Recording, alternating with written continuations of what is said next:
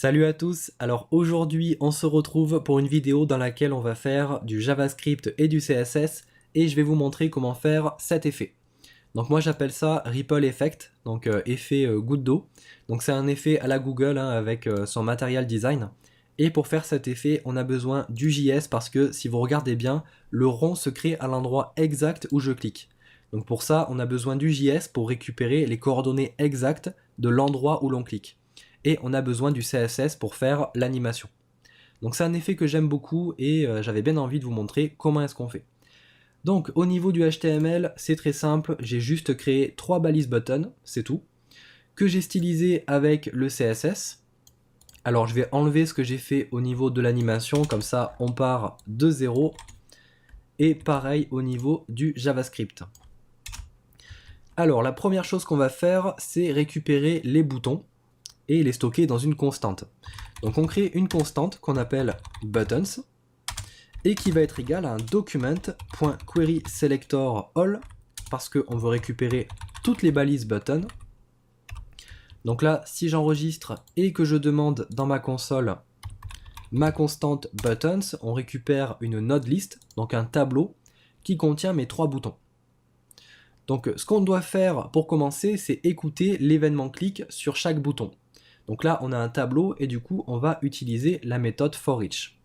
Donc on fait un buttons.forEach. Alors si jamais vous ne connaissez pas la méthode forEach, j'ai fait une vidéo dessus.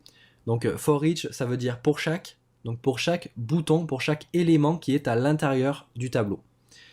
Donc là, j'écris button sans S. Donc ça représente chaque bouton, chaque élément du tableau. Et donc pour chaque bouton, on va déclencher une fonction. Et cette fonction, c'est de faire un button.addEventListener. Donc on écoute un événement, donc l'événement clic sur chaque bouton. Et lorsqu'il y a un clic, on va déclencher une fonction qu'on va appeler Ripple Effect. Et cette fonction Ripple Effect, on va la créer juste en dessous. Donc on écrit function Ripple Effect. Et pour l'instant, cette fonction, elle va faire un simple console.log de clic point d'exclamation. Donc là, ce qui va se passer, c'est que pour chaque bouton, on écoute le clic, et à chaque fois qu'il y a un clic sur un bouton, la fonction Ripple Effect est déclenchée, est appelée, et elle affiche dans la console le mot clic point d'exclamation. Donc là, si j'actualise et que je clique sur le premier bouton, on a bien le clic qui s'affiche, pareil pour le troisième et pareil pour le deuxième. Donc là, ça nous permet de récupérer le clic, de détecter le clic sur les 3 boutons. Ensuite, ce qu'on a besoin de faire, c'est créer le rond pour faire l'animation. Donc là, on a tout simplement besoin de créer un élément dans le HTML. Donc on va créer un let qu'on va appeler circle et qui va être égal à un document.createElement. Donc la méthode createElement, comme son nom l'indique, elle permet de créer un élément. Et on va créer un élément div. Donc à chaque fois que je vais cliquer, ça va créer une div. Mais cette div, on va la rattacher au bouton sur lequel il y a eu un clic. Donc on a besoin de récupérer le bouton sur lequel il y a eu un clic. Et pour ça, on va se servir de this. Alors pour vous montrer, si je fais un console.log de this, eh bien this, ça fait référence à l'élément sur lequel il y a eu l'événement. Donc là, si je clique sur le premier bouton, on récupère le premier bouton. Si je clique sur le troisième, on récupère le troisième. Et sur le deuxième, on récupère le deuxième. Donc on va cibler this. Et on va faire un append child. Donc c'est une méthode qui permet de rattacher en tant qu'élément enfant. Et en tant qu'élément enfant, on va lui mettre circle, donc la div. Donc ce qui va se passer, c'est qu'à chaque fois que je clique, je crée une div que je rattache en tant qu'élément enfant sur le bouton sur lequel il y a eu un clic. Donc j'actualise, on va se mettre au niveau du panneau Elements et on va cliquer sur le premier bouton. Donc je clique dessus et tac, automatiquement on a une div qui est créée et qui est rattachée à l'intérieur de la balise button, donc du premier bouton. Et ça fait ça à chaque fois que je clique. Donc si je clique sur le deuxième, on a une div à l'intérieur de la deuxième balise button et pareil pour la troisième balise. Ok. Donc maintenant, cette div, on va la styliser en CSS pour créer un rond. Donc juste avant, au niveau du JS, on va simplement lui mettre une classe, ce sera plus facile pour la cibler. Donc on va faire un circle.classlist.add pour ajouter, et on va lui donner la classe Ripple. Ce qui fait que maintenant, j'ai une div avec la classe Ripple. Donc au niveau du CSS, on va cibler button Ripple. On va lui mettre une hauteur de 100 pixels, une largeur de 100 pixels, un border radius à 50% pour obtenir un rond, et on va lui mettre un background color en blanc, mais on va mettre une opacité à 0.6 je pense, pour avoir quelque chose d'un petit peu transparent. Donc on va vérifier ce que ça donne. Ok, donc à chaque fois que je clique, ma div apparaît et on obtient un rond légèrement transparent. Ok. Alors maintenant, ce qu'on a besoin de faire, c'est faire en sorte que le rond soit placé à l'endroit exact où j'ai cliqué. Et donc pour ça, on va se servir de la position absolue. Donc la position absolue, ça permet de faire sortir un élément du flux. Donc là, sur ma div, si je lui mets une position absolue, tac, ça la fait sortir du flux. Et donc maintenant, on a besoin de la positionner à l'endroit exact où j'ai cliqué. Et pour ça, on a besoin de récupérer les coordonnées exactes de l'événement clic. Donc pour vous montrer, au niveau du JS, l'événement, on peut le passer ici en argument. Alors on peut mettre E ou alors on peut mettre event par exemple. Et si je fais un console.log de l'event, donc de l'événement clic, on va le récupérer dans la console et on voit qu'on récupère un objet qui s'appelle mouseEvent et on a des informations à l'intérieur. Alors on en a beaucoup, mais nous ce qui nous intéresse c'est client X et client Y. Alors qu'est-ce que c'est? Alors client X, c'est en fait le nombre de pixels qu'il y a entre la gauche du navigateur, X c'est pour l'axe horizontal, la gauche du navigateur et l'endroit où j'ai cliqué. Il y a 286 pixels entre la gauche du navigateur et l'endroit où j'ai cliqué. Et client Y, c'est la même chose mais pour l'axe vertical, il y a 500 pixels entre le haut du viewport et l'endroit où j'ai cliqué. Et donc on va se servir de ces deux informations pour définir le top et le left. Le top, ce sera client Y, et le left, ce sera 286, donc client X.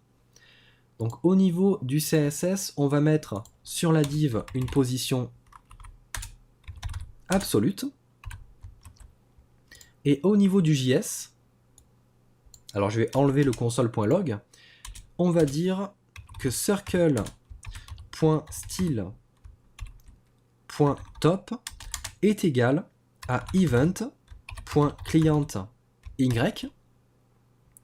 plus pixel sous forme de chaîne de caractères parce qu'on veut des pixels. Et on fait pareil pour le left, sauf que le left ce sera client X avec des pixels. Donc si j'enregistre et que j'actualise, on va cliquer sur le premier bouton, tac, on voit que on a le rond qui est à peu près positionné à l'endroit où j'ai cliqué. Voilà, si je reclique ici, il est à peu près positionné. Alors si on regarde au niveau du panneau Elements, on voit qu'on a bien le top à 518 ici et 279 pixels. Donc on récupère les informations de client X et client Y. Par contre, pourquoi mon rond n'est pas parfaitement positionné à l'endroit où j'ai cliqué? Parce qu'en fait, il faut le déplacer. Donc ça, vous le savez si vous avez vu la vidéo sur les positions absolutes et relatives, il faut qu'on déplace la div. Donc pour vous montrer, ce que je vais faire, c'est que je vais cliquer exactement au centre du bouton, tac, ici, du deuxième bouton.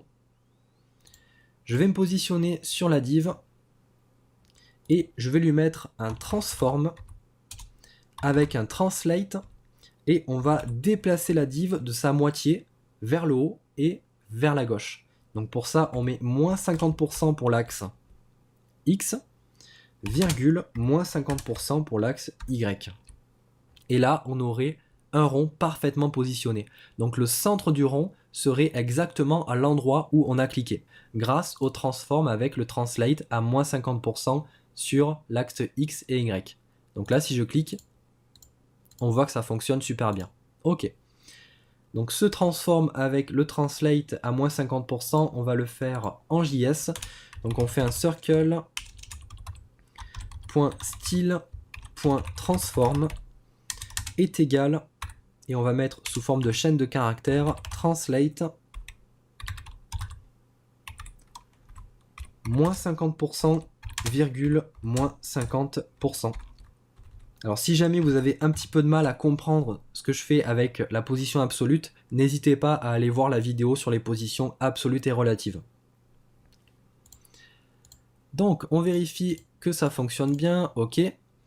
Maintenant ce qu'on a besoin de faire, c'est faire en sorte que le rond ne dépasse pas du bouton. Donc pour ça, on a besoin de mettre sur les boutons un overflow hidden. Donc ça, c'est une propriété qui permet de cacher ce qui dépasse. Et là, on voit que ça ne fonctionne pas. Le rond dépasse toujours. Alors c'est parce qu'il faut lui mettre une position relative. Et quand on fait ça, eh bien, ça fait disparaître le rond complètement. Alors qu'est-ce qui se passe? Alors si j'enlève le overflow hidden, on voit que le rond est tout en bas. Alors qu'est-ce qui se passe avec mes ronds?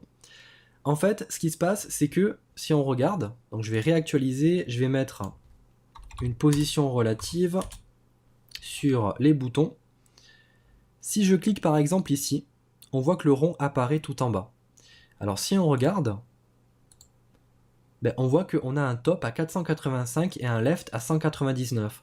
Et maintenant, comme on a les boutons en position relative et les divs en position absolue, eh bien elles se positionnent par rapport aux boutons. Donc par rapport au bouton, on a 485 pixels ici, et on a 200 pixels par rapport au bouton. Donc ça c'est un petit peu embêtant, parce que avant, quand on avait juste la position absolue et pas de position relative sur les boutons, eh bien les divs se plaçaient par rapport au viewport. Donc ce qu'il faut faire maintenant, c'est enlever la distance qu'il y a entre le haut du bouton et le haut du viewport, et la distance qu'il y a entre la gauche du bouton et la gauche du viewport. Et ça, on peut l'obtenir avec un offset top et un offset left en JavaScript. Alors pour vous montrer, je vais faire dans la console, parce que c'est pas la partie la plus simple de cette vidéo, un vis.offset top et un vis.offset left. Donc le offset top, ça permet de récupérer la distance qu'il y a entre le haut de l'élément et le haut du viewport, et le offset left, ça permet de récupérer la distance qu'il y a entre la gauche d'un élément et la gauche du viewport. Donc je me mets dans la console, j'actualise, je clique, et là on obtient 483 pour le offset top. Donc ça veut dire qu'il y a 483 pixels entre le haut du bouton et le haut du viewport, et 196 pixels entre la gauche du bouton et la gauche du viewport. Donc ce qu'on va faire, c'est enlever 483 au top. Donc pour ça, on a un top ici à 514. Donc si on fait 514 moins 483, on obtient 31. Donc il faut qu'on ait un top à 31 pixels. Donc pour vous montrer, si je mets une position relative et qu'on fait un 514 moins 483, on obtient 31. Et si on fait un 264 moins 196, donc le offset left, on obtient 68. Donc là, on fait la correction.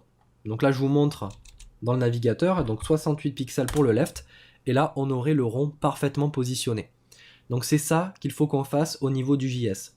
On récupère le offset top et le offset left, et on fait une soustraction avec le client X et le client Y. Donc on fait pour le top un event.clientY moins vis.offsetTop, et pour client X, donc pour le left, on fait un event.clientX moins this.offsetLeft. Donc je vais enlever le console.log. On va mettre au niveau du CSS sur les boutons une position relative avec un overflow hidden.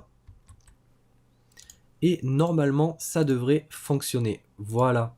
Donc le rond est bien caché et il est bien positionné maintenant au niveau du clic. Ok, donc on a fini avec le JS. Alors ce qu'on va faire maintenant, c'est l'animation. Alors l'animation, on va la faire en CSS et on va le faire avec une keyframe. Donc on va créer une keyframe. Donc on fait un @keyframe. On va lui donner le nom Ripple. Et cette keyframe, elle va faire un tout pour aller vers une opacity de 0 pour faire disparaître le rond. Et on va lui mettre un transform avec un scale. Donc le scale, c'est pour jouer sur l'échelle. Donc l'animation, ça va être de partir d'un scale à 0 pour aller vers un scale à 2.5. Donc on va augmenter sa taille de 2,5 fois. Alors il faut faire attention avec le transform parce qu'on a mis un translate à moins 50% dans le JS. Donc il faut le remettre à ce niveau-là pour éviter qu'il s'annule. Et au niveau du JS, on va mettre par défaut un scale à 0. Donc au moment du clic, on met un translate à moins 50% avec un scale à 0. Donc le rond est invisible. Le scale à 0, c'est comme s'il était invisible pour le coup. Et on déclenche l'animation, on reste sur un translate à moins 50%, mais on augmente de 2,5 fois sa taille, la div, grâce au scale à 2.5. Et pour faire en sorte que notre keyframe fonctionne, on va mettre un animation. Le nom de l'animation, c'est Ripple. Pour la durée, on va mettre 1 seconde et on va mettre du easy out. Hop là. Donc on enregistre, on actualise et là on voit que ça fonctionne. Donc moi j'aime beaucoup cet effet. C'était pas une vidéo très simple, je dois l'avouer. Donc si jamais vous avez eu de la difficulté, n'hésitez pas à aller regarder les autres vidéos de la chaîne. J'explique un petit peu mieux comment fonctionne le Add Event Listener, la méthode for each. Donc n'hésitez pas à aller regarder d'autres vidéos sur la chaîne si jamais vous avez trouvé ça un petit peu difficile. N'hésitez pas à le faire aussi, ne pas juste regarder la vidéo, ça peut vraiment vous aider à comprendre. Donc je dois avouer que cette partie-là, avec le offset top et le offset left, elle n'est pas évidente à comprendre. Donc si jamais vous n'avez pas compris du premier coup, eh bien c'est pas grave, refaites-le. Vous allez comprendre par la suite. Donc voilà pour ce petit effet, j'espère que cette vidéo vous a plu. N'hésitez pas à me dire ce que vous en avez pensé en commentaire. Moi je vous dis à la prochaine pour la prochaine vidéo. Salut à tous!